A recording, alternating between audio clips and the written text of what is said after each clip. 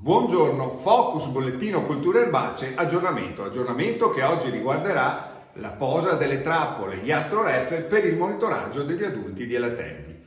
Il monitoraggio degli adulti degli elateridi con la trappola a ferormoni è uno strumento semplice, richiede 2, 3, 4 ore di lavoro all'anno per la gestione della trappola e dà informazioni sintetiche per avere un'idea del rischio di danno da elateridi per le culture più suscettibili, patata, mais ed altre culture, nell'anno successivo o negli anni successivi.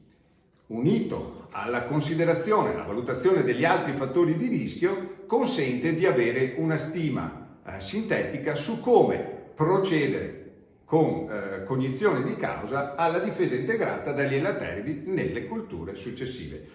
La trappola è di facile uso. Basta interrarla, liberarla dalla vegetazione attorno e porre attenzione alla posa dei ferormoni, delle esche che possono essere in posizione bassa all'interno della trappola, in posizione media o in posizione alta. La posizione è importante perché alcune specie vengono catturate in modo significativo solo se la posizione del ferormone è quella corretta. La trappola poi va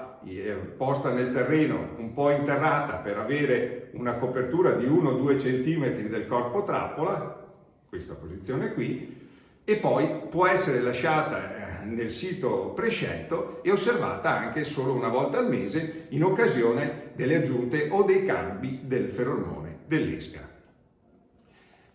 Le istruzioni vanno ovviamente ben seguite se vogliamo sfruttare bene questo strumento e quindi vi invitiamo a leggere i bollettini di Veneto Agricoltura sul sito www.venetoagricoltura.org o ricevere per email tutte le indicazioni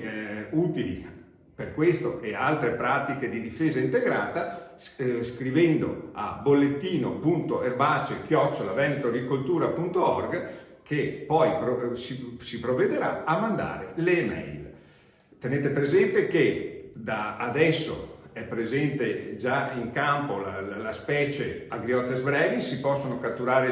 gli adulti di Agriotes brevis e a brevissimo potremo catturare anche gli adulti di Agriotes sordidus, quindi la trappola per Agriotes brevis e anche per Agriotes brevis con il feromone di Agriotes sordidus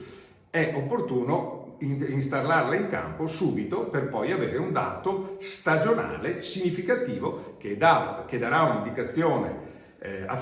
abbastanza affidabile per il rischio degli anni successivi. Alla prossima!